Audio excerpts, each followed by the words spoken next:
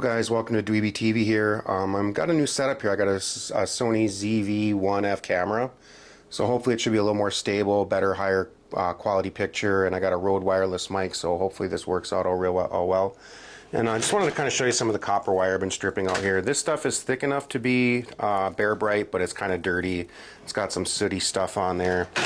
This is all bare bright, good clean stuff. I should get a premium price for all this. You can see there's a little bit of dirty stuff in there, but they allow like maybe 10% of it. Every scrapyard's different, but and then we have this stuff here, which is a little thinner, so it won't go in as bare bright. Even still, it's kind of dirty, so I don't know if I'll get number 1 or number 2 price for that stuff. But and there's this stuff here. It's thick enough where I probably could get number 1 price for it. It won't be bare bright because it's not quite thick enough to be bare bright, but it is a little dirty too, but it's still good stuff. Then we got this stuff here, which is too thin to be number 1. This will go in as number 2, even though it's clean. It's just, there's not a good recovery on it, I guess. That's why they don't pay number 1 price for it. And I just kind of wanted to show you guys where I'll be throwing all my copper from now on. I'll show you the pile here. Never mind Jun Amaki. She likes to hang out in my basement. And this is the copper pile. So when I say throw it in the pile, this is where we're throwing it. We got lots of different kind of stuff in here. Over to the left here we have a good pile of bare bright, 50-60 pounds.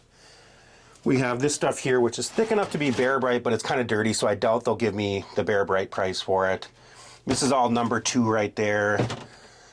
Back here there's some good number 1 tubing. Here's some more number 1 tubing I kind of just set aside. These 2 buckets here are number 2 and they are heavy. There's a lot of stuff in there. This I got from a buddy who does HVAC. It looks like a nice clean piece, but I guess there's rubber gaskets in there, so I don't know if I'll get a number 1 price for it. Honestly, when you're bringing this much stuff in, they might not squabble over it too much. They might just give it to you. And then here I got some more number 1 tubing here, good stuff. And then, you know, occasionally I come across this stuff too, especially from my buddies who do HVAC. I tried cutting this insulation off. It just does not come off. It's gluey, it's messy. It's just not worth dealing with. And I'll probably end up getting a number 3 price for it, you know, which isn't that great, but whatever. It's better than me putting my time in and struggling to clean it up a little bit. Same with this stuff here. It's just got this weird gluey type of insulation on it that just does not want to come off. And there's a big piece of it and I don't want to tear it apart, so I'll get what I get for it.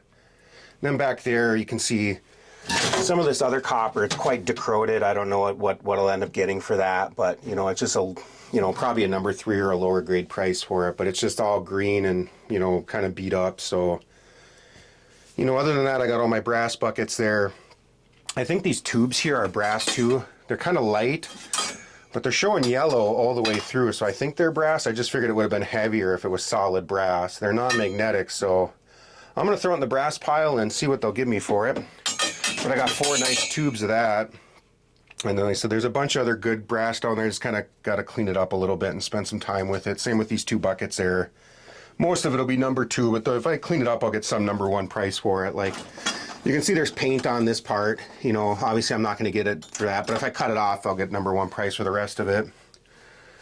And then some of the other stuff I save in here is like some of these low-grade boards off of television. You can see that there's a little bit of gold on there, so I always kind of save those things. I got kind of a few different buckets of it here of different computer parts that have you know, gold on them and stuff, and so I've been saving those. And then I got this stuff here which I plan to sell to board sort eventually. I just don't have a lot of it. I think there's like 2 or 3 pounds of actual, you know, good gold parts in here, you know, and I just don't come across computer parts that often, you know. But these are nice heavy gold pin things worth saving, so you know, eventually I'll get enough of them and send them in and get a payday out of them. But I just wanted to show you guys the copper pile, what I've been saving. You know, there's probably only a few hundred pounds here I've been saving for a couple years. It's the most I've ever had, so I'm just going to keep saving and see where we go, you know. And hopefully I won't need the money anytime soon, so I can just keep piling it up there and saving it. But from now on, that's where we'll be throwing it. We'll be throwing in the pile. All right, thanks for tuning in, guys.